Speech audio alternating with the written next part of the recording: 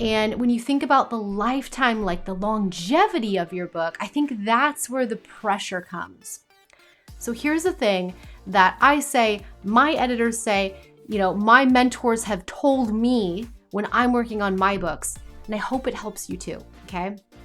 Now, the saying is this: your book is just a snapshot in time. It's just a snapshot of you and your thinking and your capabilities right now.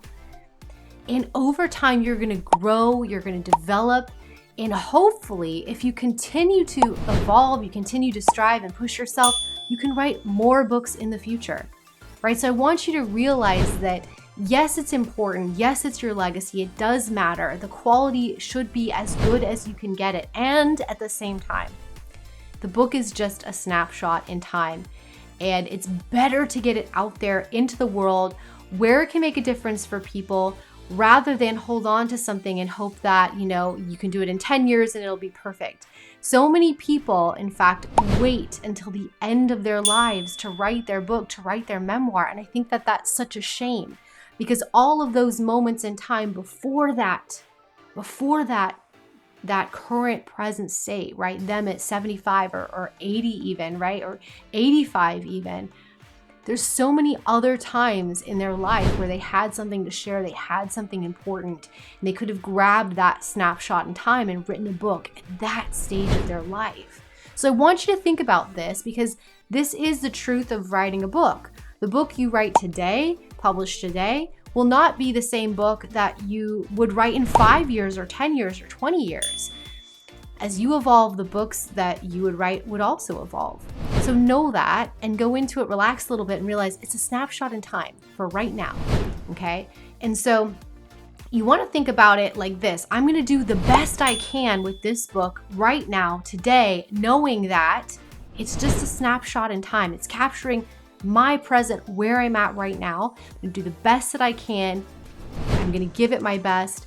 And then in 3-5 years, maybe I'll do another one. That's the way to be thinking. Not that I've got to hold all this stuff until I'm at my ultimate best, and that's 10, 20, 30, 40, 50 years. You really owe it to yourself and to your readers to tackle this now and recognize that yes, the book demands your best. I know you want it to be great.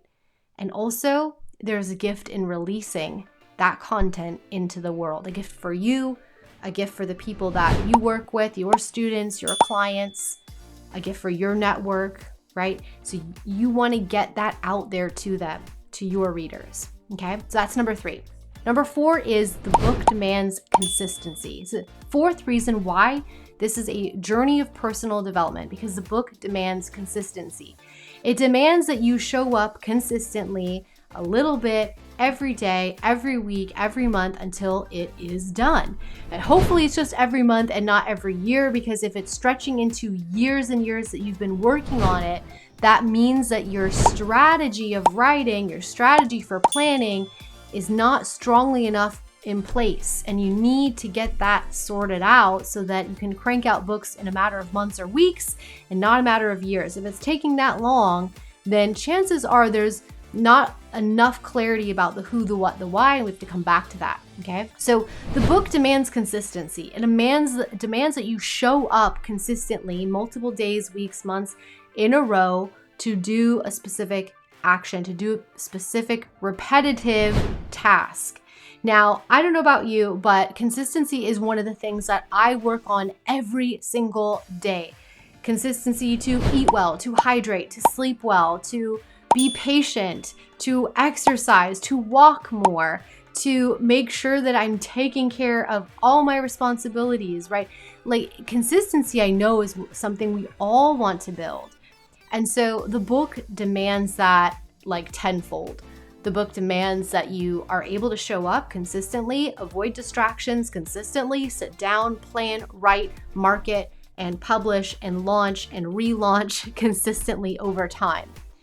And that's the journey, right? That's the journey of the author. For the first timer, that can feel like, whoa, that's a lot that I'm having to do consistently every day. And the answer is, yeah, it is. It is. And if you go in expecting less, you're going to be really surprised by just how much consistency is actually demanded, right? I'll give you a for instance, right? If you take a book, let's say, that's, roughly 40, 50,000 words, like this one that just came out from one of my authors. We released it to Amazon bestseller status. This could take you at the length that this is, 40,000 words. This author, in fact, I think 40,000 words or so, wrote this in about 8 weeks inside our book accelerator program. So 8 weeks of solid consistency to write the book. But that's not the end game. You then need to be consistent with your nurturing the content, making sure you're sharing the content right to your social media audience, to your friends, family, your network, your colleagues. Then you need to be consistent with editing, and you need to be consistent with following through with what your publisher wants, right? Or your mentors want, or whoever you're working with to get the thing done. It's consistency that you're after. The more consistent you are, the faster the book will get done, the better it will do. So these are the kind of things that we see. This is why I talk about it's a journey of personal development, because if you can't be consistent, yeah, you might sit down and write 10,000 words in a weekend, but if you never show up again to the book, or it takes you 6 months to show up again and write another 10,000 words, that pattern of inconsistency is what is going to feel difficult. It's why it's going to take a long time. So the more consistent you are, the faster it gets done. And that is exactly why developing consistency as a habit is so important, right?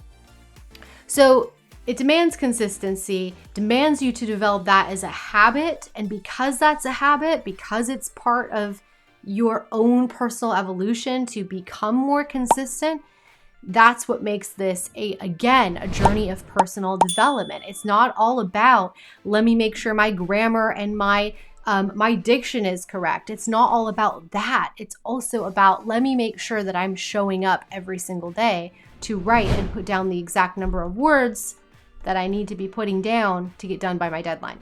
Okay. So it demands consistency. Let's go to number 5. Number 5 says the book demands certainty.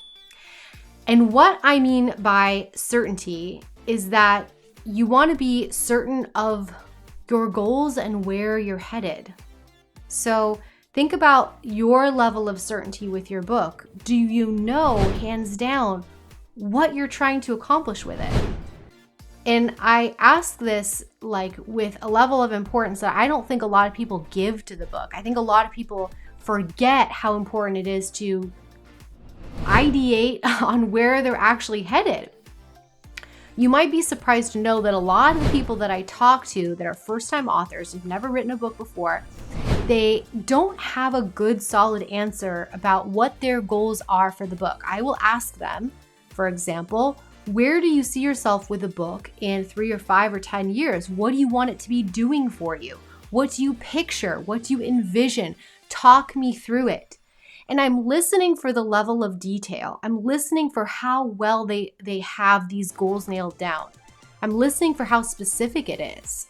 And if they really have thought about this, if they've put time into thinking about it, that for me is a really great indication of where they're at on their own personal journey of self-development. Because chances are, if they are coming into the process with zero clarity, meaning they have no idea what their goals actually are, they just have this impulse to write and they're interested in it. It sounds cool. It sounds like a fun thing to be an author. They want it on their profile. They want it on their headline.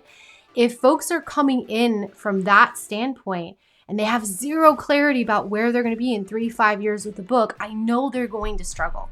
I know before we even start the writing process that it's going to be especially difficult. Why? Because they haven't yet developed themselves enough to have clarity on their future and where they're actually going. So it's very unlikely that I, as a coach, am going to help them be able to get there, especially in an accelerated fashion, if they themselves can't tell me with specificity where they're trying to go.